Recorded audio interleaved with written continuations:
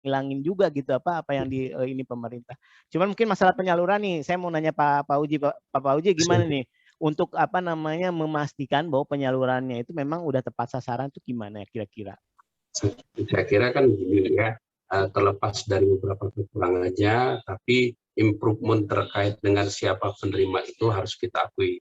Apalagi sekarang kan terutama untuk bantuan-bantuan sosial ya, bantuan-bantuan sosial seperti kayak sembako, terus kemudian bantuan sosial tunai, PKH dan macam-macamnya, proses cleansing datanya itu udah jauh lebih bagus gitu loh ya. Itu yang perlu kita samakan dulu. Terus yang kedua sebenarnya itu kan ada sebagian juga menjadi bebannya dari Pemda kan gitu. Nah memang ada sebagian di cover oleh pemerintah dan pemerintah itu semua sudah disburse semua kan gitu ya.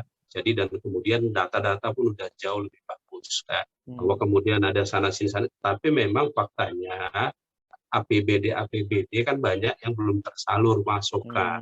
Itu artinya kan orang selalu melihat kan sisi nggak peduli dia pemerintah daerah atau pemerintah pusat. Itu.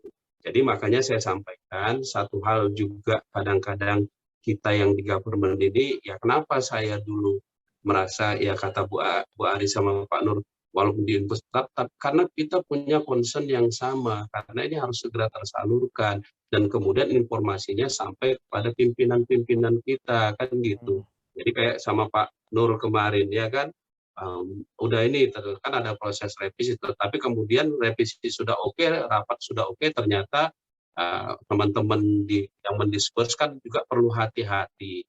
Tapi nggak delay terlalu lama kan, kita tetap berproses dan hampir tiap hari ya selalu ada disbursement-nya terkait dengan hal tersebut gitu. Ada pencairan. Nah, itu yang saya sampaikan bahwa kemudian kadang-kadang memang adalah kasus kayak tadi kata Pak Nur, kayak BST itu pos itu kita bayar itu dan sudah kita bayar, nggak untuk hal yang gratis itu kita bayar untuk jasanya. Yang dimarah-marahin petugas posnya itu kan gitu, ya kan? Jadi maka saya sampaikan kepada teman-teman, ya itulah faktanya.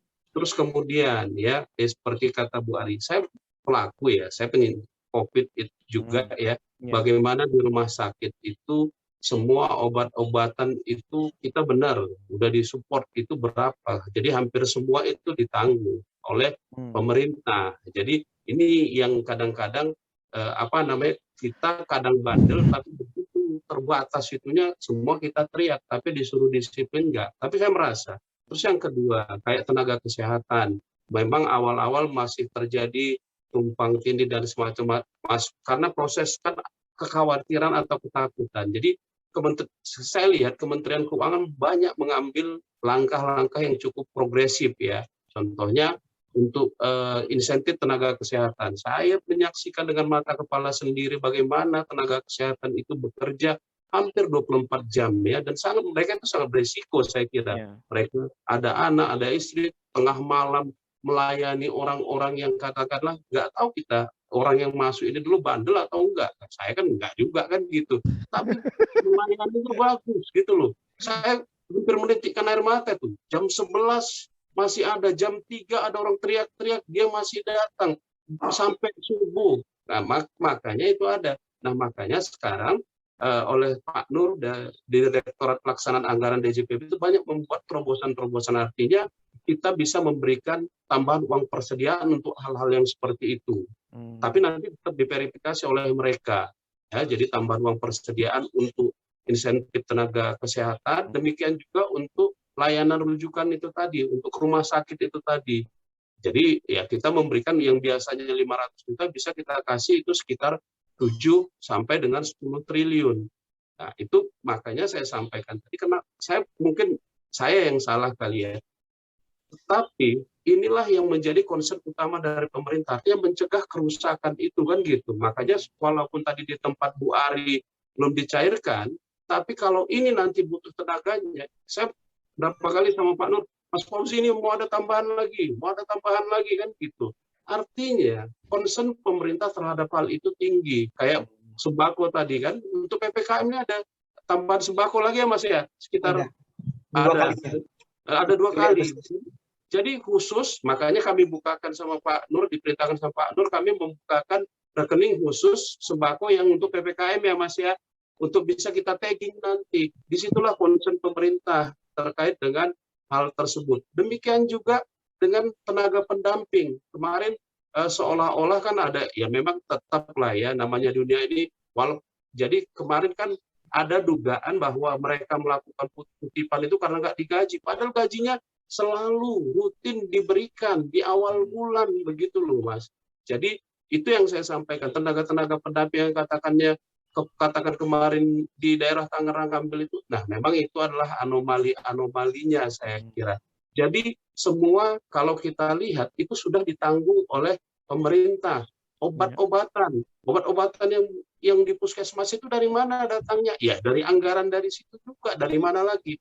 Belum lagi vaksin, kebutuhan vaksin kita itu kan banyak sekali. Karena apa? Nah, ini juga kemudahan-kemudahan di dalam melalui PMK 43. Jadi artinya kadang-kadang yang namanya dalam masa sekarang produsen itu kan jual mahal ya kan.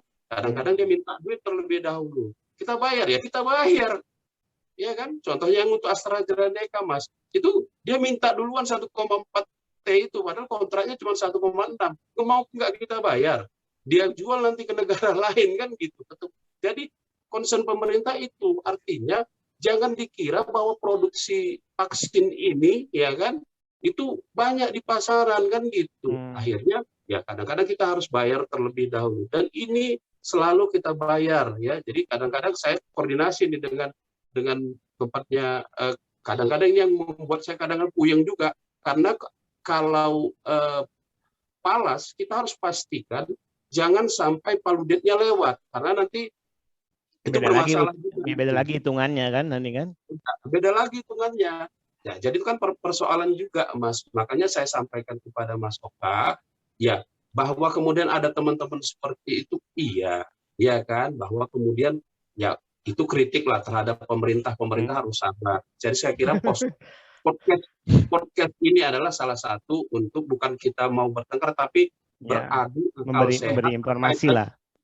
Ya, kalau saya sih memberi common sense lah, jangan dibuat ini. Nah, bahwa kemudian kalau memang kelemahan kita satu kadang-kadang kita kehabisan tenaga untuk mengurus yang itu tadi gitu loh. Jadi itu yang saya sampaikan kepada Mas Oka. Sebenarnya concern pemerintah ini yang pertama itu di perlinsosnya tadi kalau saya nggak salah. Jadi dunia usaha akan dibantu, tapi makanya anggaran untuk kementerian lembaga kan sampai 4 kali itu refocusing kan dipotong. Jadi dipotong untuk kemana? Untuk nutup yang ini tadi gitu loh. Nah itu yang saya kira yang perlu kita sebarkan kepada teman-teman. Bukan berarti kita membredel kritik ya, enggak. Jadi berbeda pendapat artinya mengcounter aja. Iya, artinya biar kita juga sama-sama tahu berdebat dengan akal sehat dan semua ginilah ya bahwa pemerintah itu harus dikritisi iya karena harus ada watchdog-nya kan biar kita bekerja dengan benar, tetapi banyak langkah-langkah yang telah diambil bahkan untuk bantuan sosial. Saya kemarin sempat berdiskusi dengan Pak Nur, itu ada yang dibayar di depan loh, artinya 2 bulan sekaligus gitu. Sama juga dengan Bu Ari ini kemarin bantuan subsidi upah itu 2 bulan loh. Iya. Iya kan? Iya 2 bulan sama Agustus.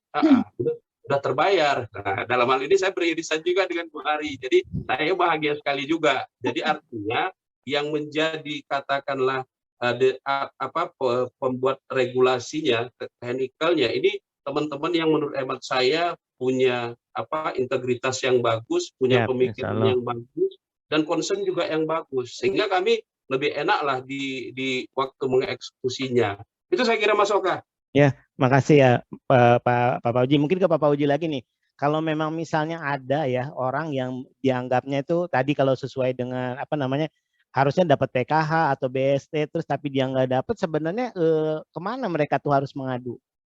Ya, kan sebenarnya gini, kemana sebenarnya harus mengadu. Kalau memang kita mau jujur, tapi memang itulah yang kadang-kadang belum ini ke lapangan. Sebenarnya kan pokja-pokjanya kan ada tuh. Kayak kemarin ada kasus yang diangkat TV One. Kalau ada ini nih tolong laporan kemari katanya kan gitu.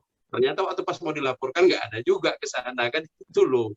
Artinya antara pusat dengan kan nggak mungkin pemerintah pusat semuanya. Waktu yang Bu Risma datang ke Tangerang itu loh, kan semua dibuat spanduknya. Ternyata tidak dilaporkan kan gitu. Itu loh ya yang perlu kita sampaikan. Sebenarnya sudah ada harusnya kan mekanismenya itu dari kalau untuk bantuan sosial ya RT, RW, kelurahan, kecamatan itu kan harusnya masuk di situ gitu loh ya. Jadi itu yang saya kira. Nah cuman kadang-kadang ini juga salah satu saya nggak tahu ya. Begitu berbicara masalah beban orang semua akan menghindar. Tapi begitu masalah hak semua orang akan teriak kan gitu ya. Itu yang saya kira ini ya. Jadi harus hand to hand lah ya antara Pemda dengan pemerintah pusat. Saya nggak mau menyalahkan Pemda atau seperti apa. Mungkin kekhawatiran juga. Tapi kalau kita lihat realisasi belanjanya, ya ini laporan dari Kemendagri nih, itu masih sangat memprihatinkan gitu loh.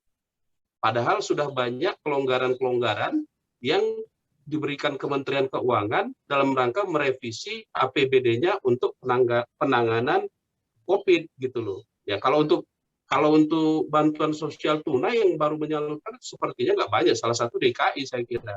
Selain pemerintah pusat loh ya. Nah, pemerintah lainnya saya nggak begitu paham gitu loh. Tapi kalau kita lihat realisasi APBD-nya, ya sedih juga. Kalau di pemerintah pusat bisa dicek nanti realisasi anggarannya ya. Nah, dari IKPA kalau cuma dihitung realisasi anggarannya, realisasi anggaran untuk Kementerian Kesehatan sama Kementerian Sosial itu untuk yang ini loh penanganan ini top semua itu, top semua, ya. Tetapi saya katakan, nah tapi kalau capaian outputnya saya nggak tahu yang itu. Tapi kalau disbursementnya, Insya Allah saya mengatakan saya menjamin sudah terdisburse bahwa kemudian kan karena lewat kartu kan itu ya lewat kartu ya kan jadi kan hampir nggak mungkin lagi. Nah cuman ya memang kadang-kadang ada yang pendamping kemarin itu loh yang bermain kadang-kadang masih ngutip uang apa katanya uang kresak gitu loh. Nah, memangnya ya di mana ada kata orang zaman dulu tempat saya di mana ada duit di situ ada bandit kan gitu. Ada momennya. Padahal nanti wah ini kan karena nggak digaji. Siapa bilang nggak digaji? Dibayar itu tepat dibayar ya, betul. Iya. Jadi kayak pos kemarin juga kan kasihan juga itu pos itu kemarin kan. Nah, orang kita kan kadang-kadang begitu yang dimarah-marahin petugas pos waktu minta KTP. Lah kalau nggak pakai KTP pakai memverifikasi apa? Iya, betul. Nah, dia nanti ditangkap itu kan gitu. Nah, itu yang kita harus lihat ya. Itu udah tingkat kesabaran tingkat dewa juga itu teman-teman. Tapi kita bayar loh ya, bukan gotong royong itu. Nanti dibilang pos bangkrut gara-gara disuruh pemerintah enggak itu bayar itu. Udah saya tahu benar itu karena ada SPF-nya untuk pembayaran PT Pos, penyaluran. Nah, itu dia. Itu Mas Oka saya kira. Ya makasih Pak Mas Oji. Jadi Pak Nur, aku balik ini sebenarnya gini terkait dengan penerima kan sebenarnya di komponen dana desa juga ada terkait bantuan itu ya